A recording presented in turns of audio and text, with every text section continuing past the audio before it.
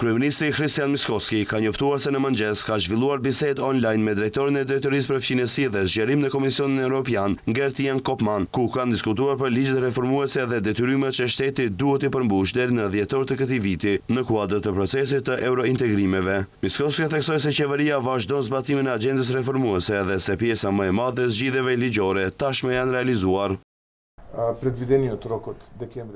Nga ligjet që ishin në të ashtë quajturën grace periud, ka mbetur vetëm kodi zgjedhor. Gjithçka tjetër është përfunduar, ndërsa nga ligjet që janë në procedurë të rregullt, shumica tashmë janë miratuar. Sot, përmes një lidhje online, biseduam me zotri Koopman për hapat reformues që duhet të realizohen deri në dhjetor. Ne vazhdojmë me të njëjtën intensitet të përmbushim detyrat tona.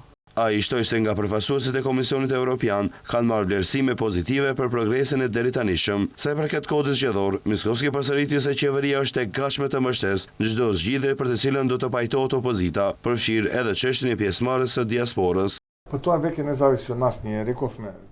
Kjo tashmë nuk varet nga ne. Kërkuam që partitë opozitare të ulen të dakordohen për tekstin e kodit zgjedhor, të përfshin diasporën dhe të dalin me një propozim të përbashkët.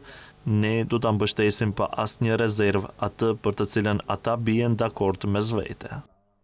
Ai u bëri thirrje partive opozitare, duke përfshirë LSDM-n, Levicën dhe BD-n, që të tregojnë pjekuri politike dhe përgjegjësi, duke vlerësuar se është e domosdoshme të arrihet një marrëveshje për kodin e ri zgjedhor. Kujtojmë se afati i fundit për përmbushjen e pikës së 10 të agjendës reformuese ishte 15 koriku, me që partitë opozitare nuk e mbështetën miratimin e kodit zgjedhor. Vendi humbi 4 milion euro nga fondet e Bashkimit Evropian.